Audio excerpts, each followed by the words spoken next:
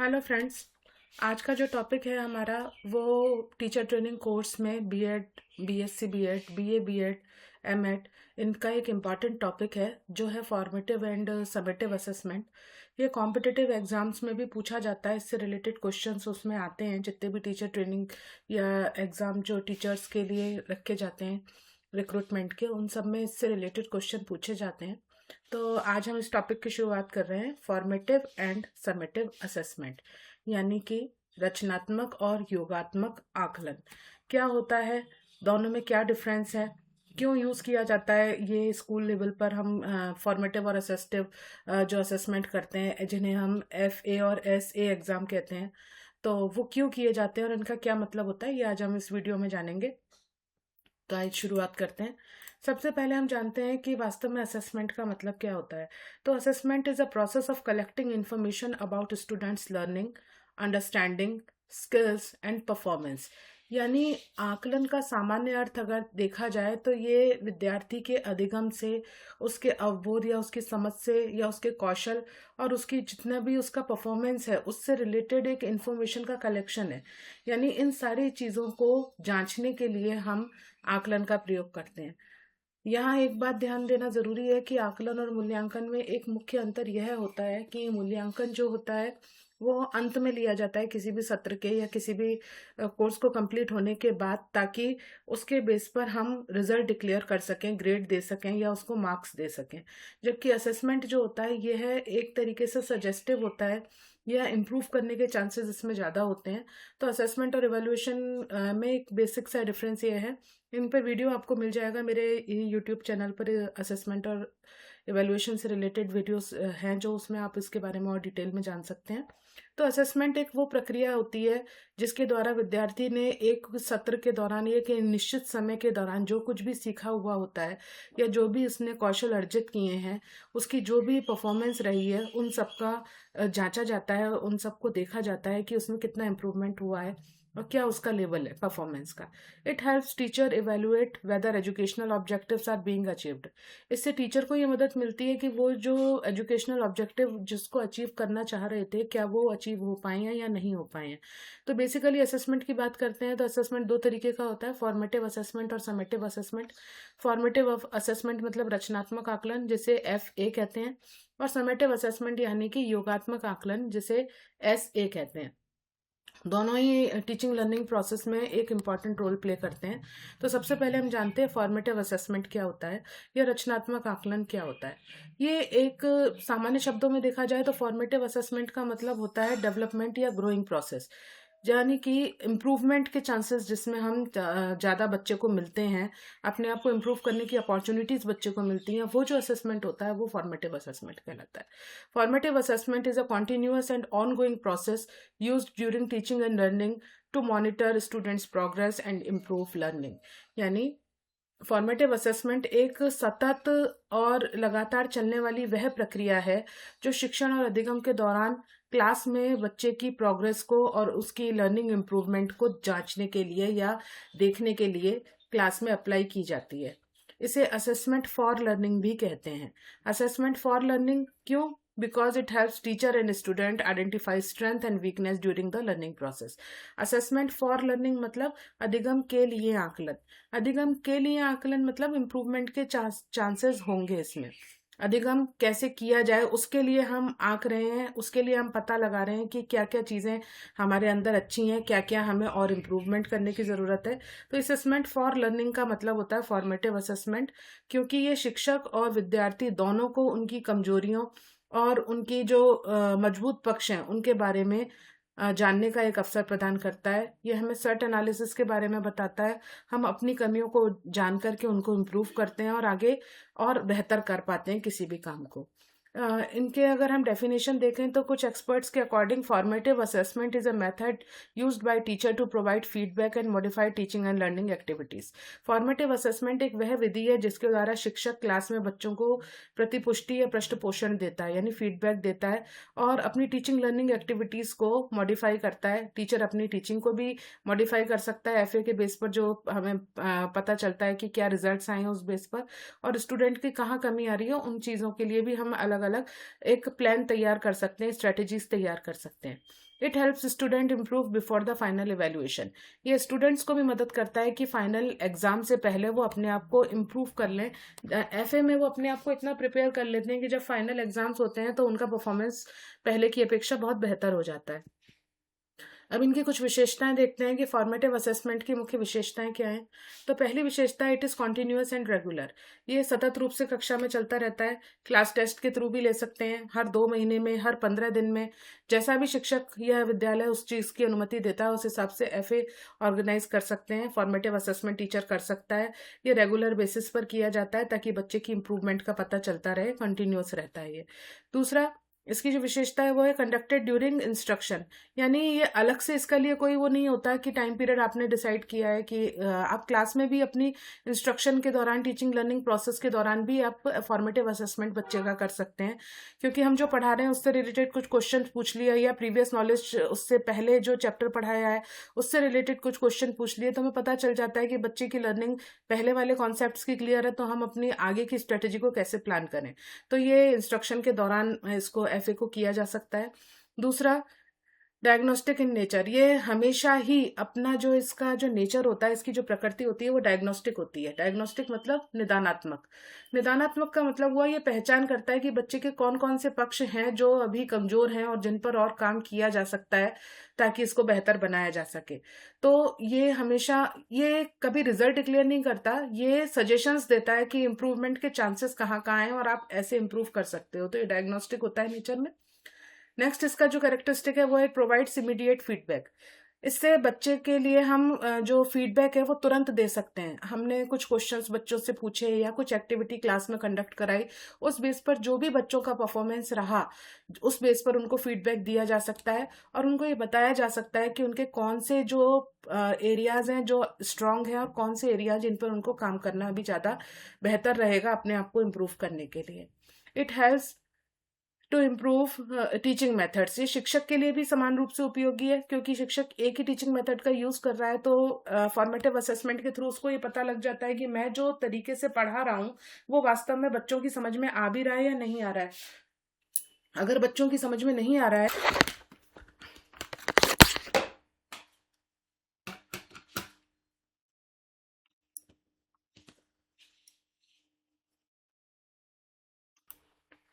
तो इसके अकॉर्डिंग जो है टीचर जो है अपनी टीचिंग मेथड्स को चेंज करके उसके अकॉर्डिंग बच्चों को टीचिंग करा सकता है। नेक्स्ट है स्टूडेंट सेंटर्ड। फॉर्मेटिव असेसमेंट सदैव स्टूडेंट सेंटर्ड या छात्र केंद्रित होता है क्योंकि ये इम्प्रूवमेंट के चांसेस देता है स्टूडेंट्स को। कोई भी स्टूडेंट, मान लिया किसी भी एरिया में, भले वो करिकुलर है या फिर को करिकुलर है या किसी भी चीज को परफॉर्म करने की जहां बात आती है, उसमें कोई स्टूडेंट अपने आप में हेजिटेट करता है या उसको कॉन्फिडेंस नहीं आता कि वो अपने किसी काम को कर पा रहा है, तो उसको इम्प्रूवमेंट के चांसेस प्रोवाइड करता है फॉर्मेटिव असेसमेंट। इसलिए स्टूडेंट सेंटर्ड अप्रोच पर बेस्ड होता है।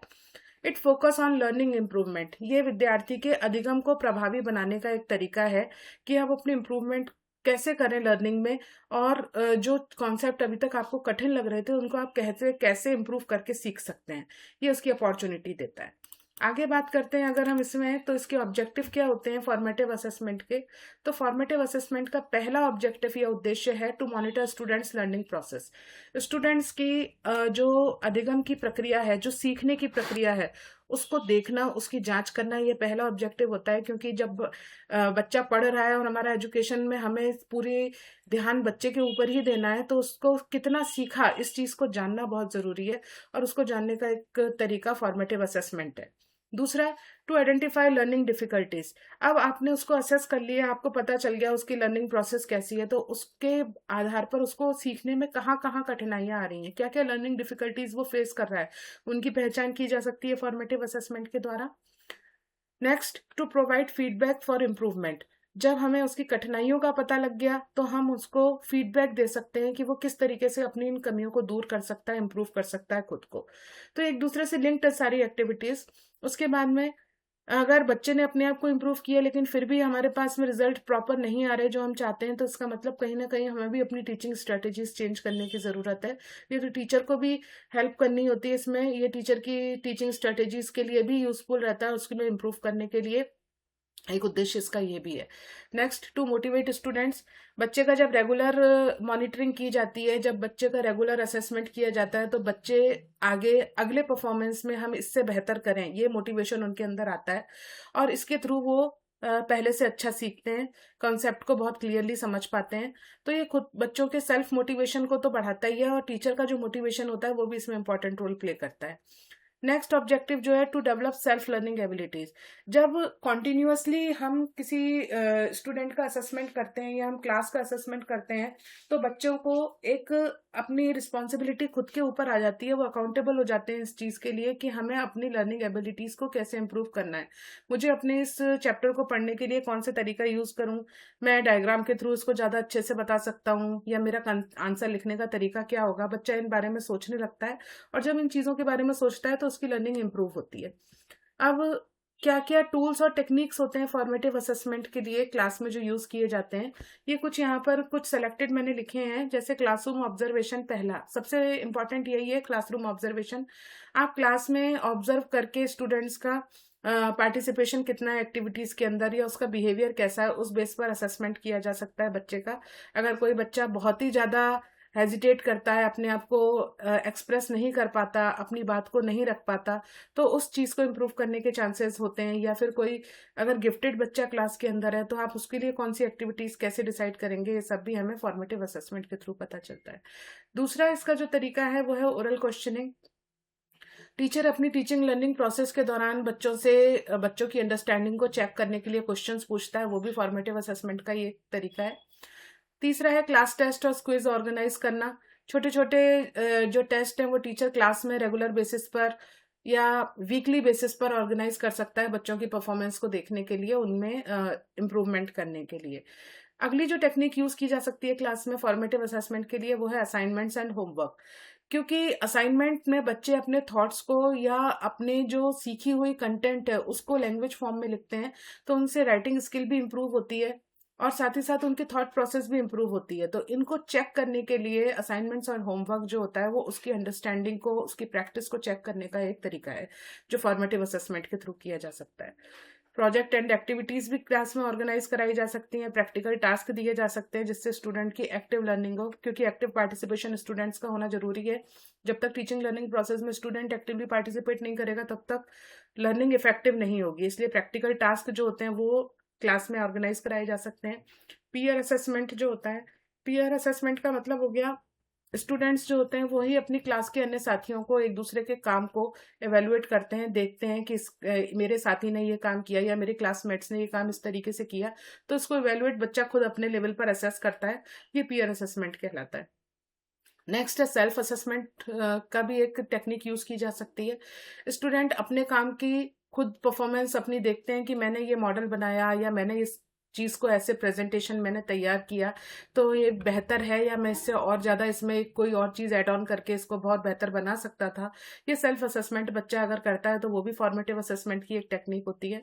साथ ही साथ ग्रुप डिस्कशन क्लास में कराना, बच्चों की कम्युनिकेशन स्किल्स को देखने के लिए या एनालिटिकल स्किल्स को देखने के लिए, बच्चों के थ्रू प्रेजेंटेशंस कराना, किसी भी टॉपिक को क्लास में बच्चों के सामने प्रेजेंट करवाना। एज अ टीचर बच्चा किसी टॉपिक को या एक लेक्चर की तरह क्लास को बच्चा लेता है तो वो उस टॉपिक से रिलेटेड सारी चीज़ों को पढ़कर आता है, बहुत अच्छे से क्लास में एक्सप्लेन करने की कोशिश करता है।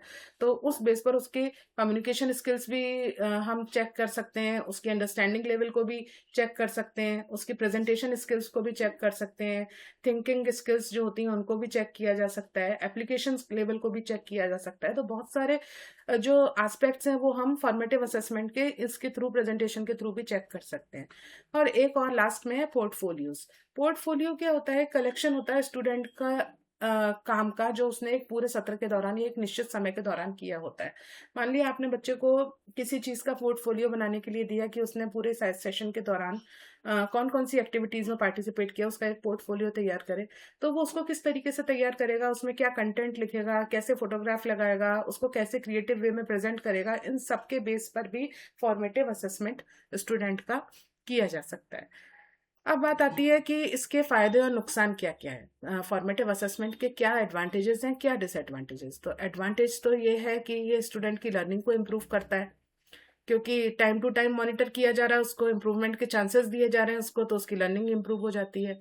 टाइम टू टाइम फीडबैक बच्चे को दिया जा सकता है तो अपने आप को पहले से बेहतर बनाने की कोशिश करता है। बच्चा अपनी वीकनेस को पहचानता है, जल्दी पहचान में आ जाती हैं जो चीज़ उसे प्रॉब्लम क्रिएट कर रही हैं, वो सेशन के एंड में जाकर के रिजल्ट को बिगाड़े उससे पहले उसको इम्प्रूव किया जा सकता है। Encourage active participation of the student. Formative assessment में बच्चे का एक्टिव पार्टिसिपेशन होता है, बच्चा एक्टिव होता है तो लर्निंग इफेक्टिव होती है। It reduces examination stress. छोटे छोटे यूनिट्स का या छोटे छोटे टाइम पीरियड में हम जो टेस्ट लेते हैं उससे एकदम जो लोड बच्चा महसूस करता है एग्जामिनेशन का वो कम हो जाता है, क्योंकि उसे एक मालूम है कि हमने एक एक चैप्टर का टेस्ट दे रखा है, उसका इवेल्युएट किया जा चुका है, तो उसका स्ट्रेस कम होता है।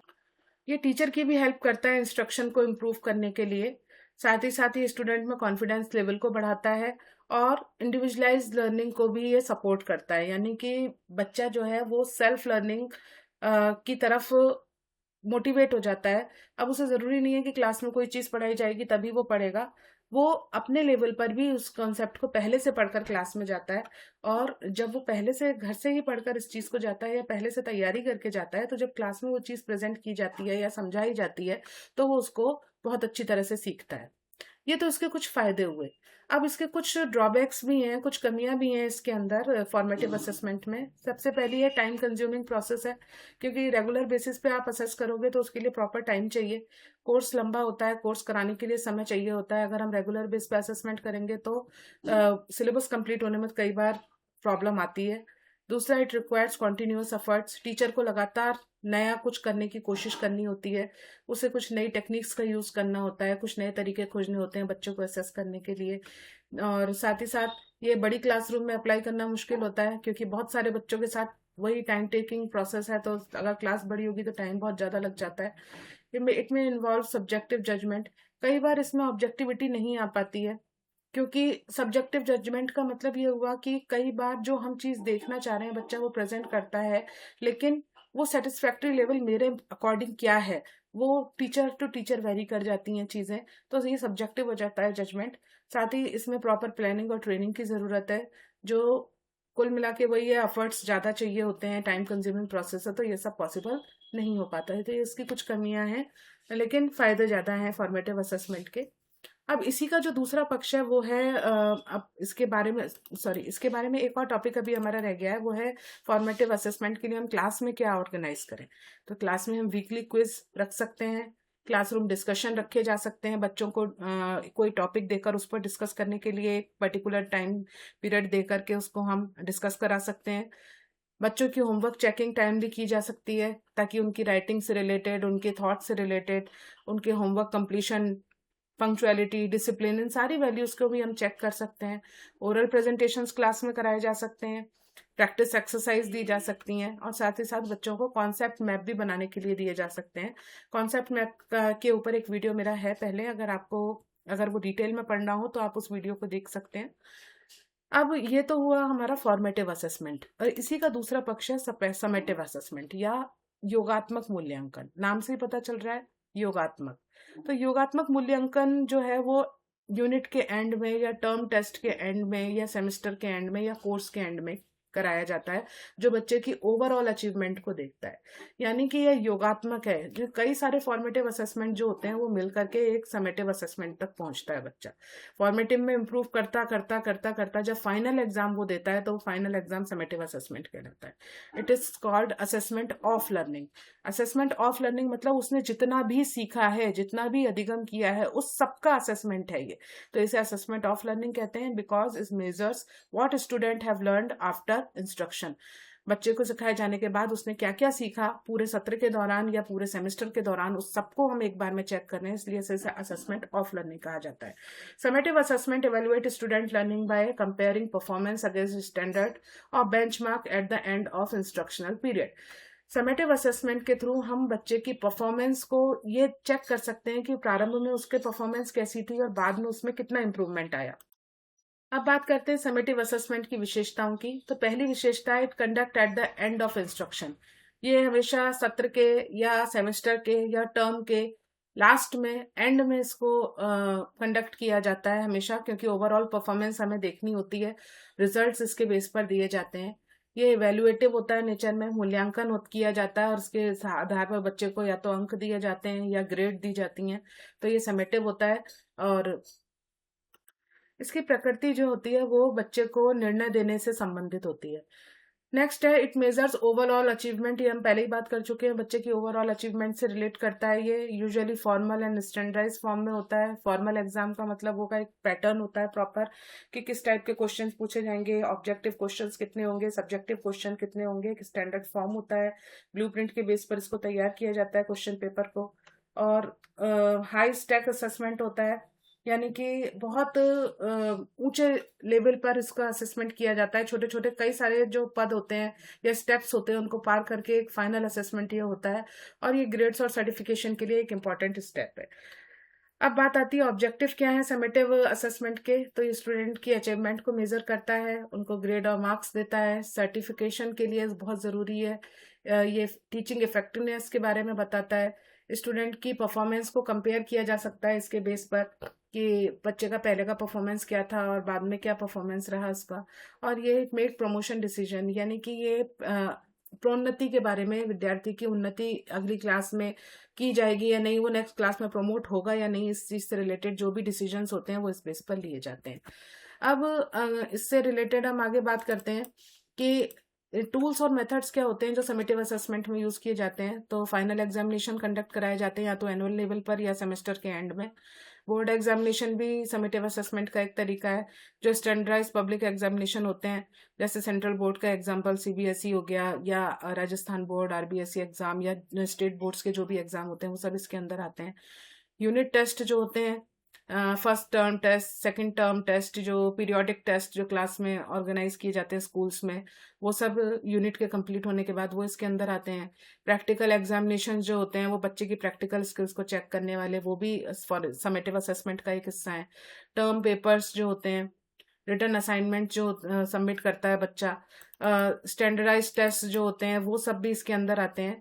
और साथ ही साथ वाइवा वॉइसी जो है, ओरल एग्जामिनेशन होते हैं प्रैक्टिकल से रिलेटेड या किसी भी चीज़ का ओरल हम जो बच्चे की नॉलेज को चेक करते हैं वो सब भी हम समेटिव असेसमेंट के थ्रू रिजल्ट डिक्लेयर करने के लिए या रिजल्ट को बताने के लिए, नेक्स्ट क्लास में उसके प्रमोशन होगा या नहीं, इस सब को पता लगाने के लिए इन सब का यूज़ किया जाता है।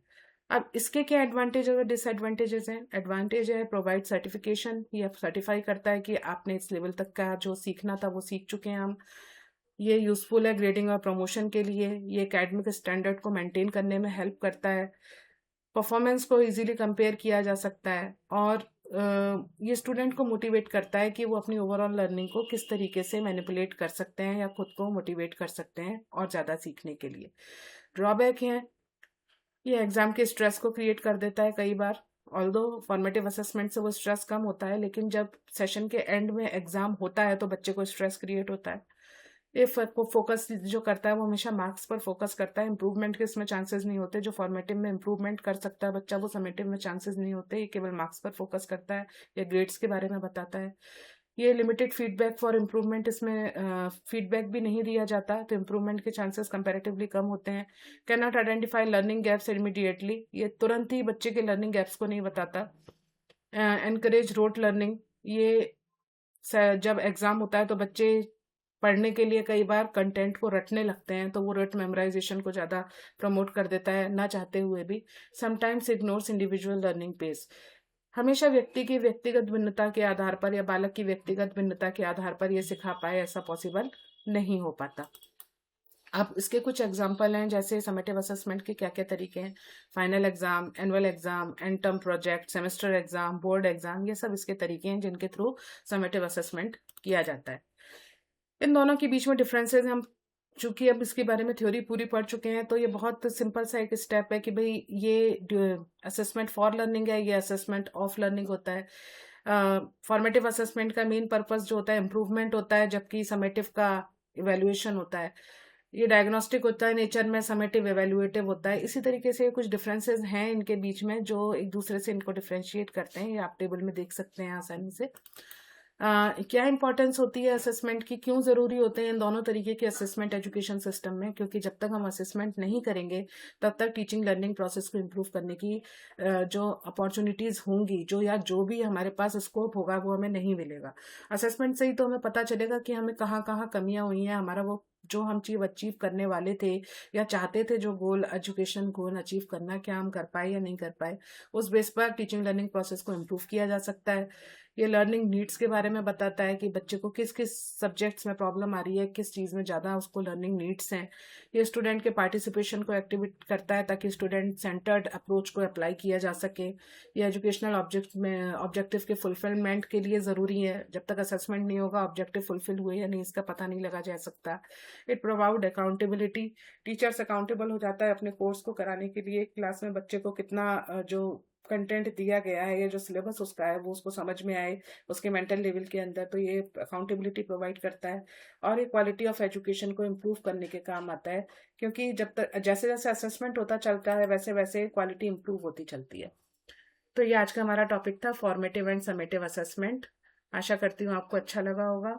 अगर आपको वीडियो पसंद आया हो तो शेयर कीजिए, चैनल को सब्सक्राइब कीजिए और मुझे कमेंट करके बताइए कि आप किस और टॉपिक पर बात करना चाहते हैं। Thank you so much.